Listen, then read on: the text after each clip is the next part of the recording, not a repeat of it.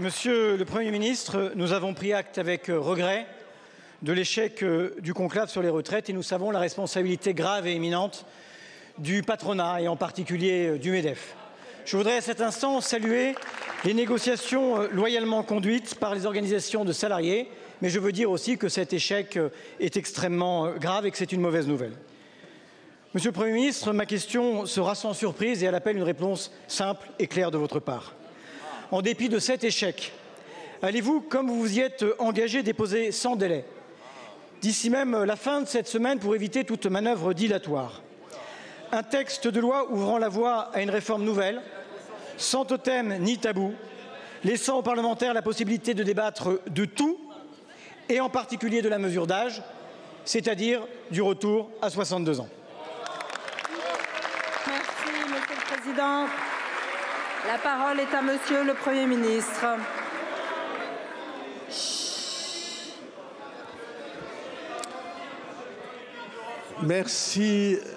Merci, Madame la Présidente, Mesdames et Messieurs les députés. Depuis 4 mois, organisations syndicales et patronales ont travaillé, je crois, dans un esprit de respect mutuel pour essayer d'améliorer la situation des retraites d'un certain nombre de Français devant la retraite et en même temps pour obtenir l'équilibre budgétaire de notre système de retraite à quoi tout le monde s'était engagé pour 2030.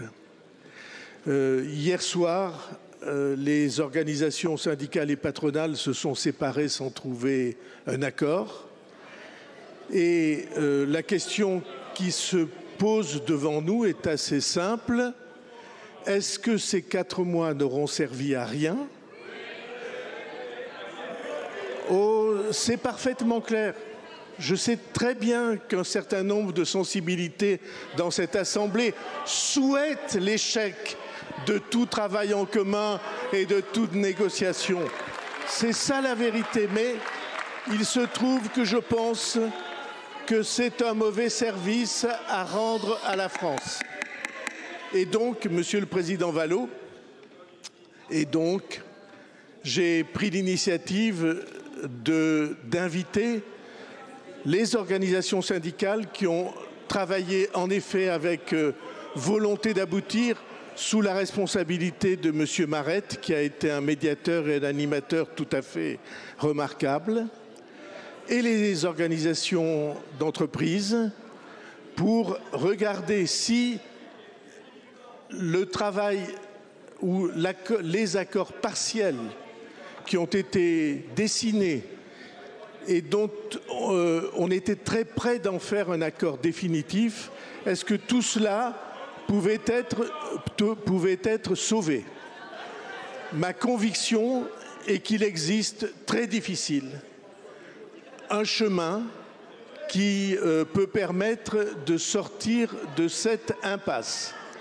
Le but du travail que je me suis fixé, c'est qu'en effet on trouve ce chemin et ce chemin débouchera sur un texte, devrait déboucher sur un texte, dois-je dire, devrait déboucher sur un texte qui pourra être examiné par la représentation nationale. Mais je veux vous dire des choses claires, Monsieur Vallaud. Quel que soit le chemin législatif ou réglementaire que nous prendrons, il est pour moi inacceptable de laisser détruire l'équilibre financier si difficile à trouver dont nous avons le plus urgent besoin. Nous ne pouvons pas continuer à compromettre l'avenir des travailleurs d'aujourd'hui et des générations de travailleurs de demain en reportant sur les générations suivantes les déficits que nous causons tous les jours. Donc le travail des parlementaires est justifié, l'engagement de chacun est justifié, mais notre responsabilité, c'est de rétablir l'équilibre du régime de retraite. Merci, Monsieur le Premier ministre. Monsieur le Président. Monsieur le Premier ministre, je vous cite le 14 janvier 2025 lors de votre déclaration de politique générale. J'ai la conviction que nous pouvons rechercher une voie de réforme nouvelle sans aucun totem ni tabou, pas même l'âge de départ à la retraite. Le 16 janvier 2025, par écrit, je vous cite encore, Si les partenaires sociaux ne parviennent pas à un accord global, nous présenterons néanmoins les avancées issues des travaux des partenaires sociaux. Nous présenterons sur cette base un nouveau projet de loi. Ainsi, l'impératif de réforme pourra être satisfait dans une démarche de justice. Le Parlement aura, en tout état de cause, le dernier mot. Monsieur le Premier ministre, ma question était simple. Le Parlement aura-t-il le dernier mot, y compris sur la mesure d'âge et sur l'équilibre de notre système des retraites? Vous ne m'avez pas répondu cette semaine comme vous y avez déjà dit non la semaine dernière. Monsieur le Premier ministre, le respect de la parole donnée est à la base même de notre régime démocratique. Vous avez pris des engagements pas tenus sur ce sujet comme sur bien d'autres.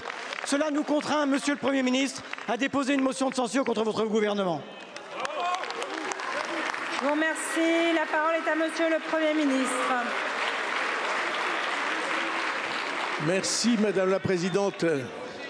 Monsieur le Président Vallot, ce que vous avez cité comme phrase de ma part n'est pas différent de la réponse que je vous ai faite aujourd'hui.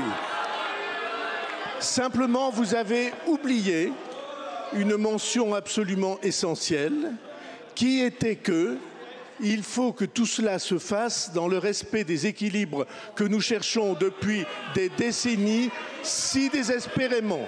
Et donc, je maintiendrai et le gouvernement maintiendra et j'espère que les parlementaires présents sur ces bancs maintiendront l'impératif de responsabilité morale que nous avons à l'égard des générations qui viennent. Je vous remercie, Monsieur le Premier ministre.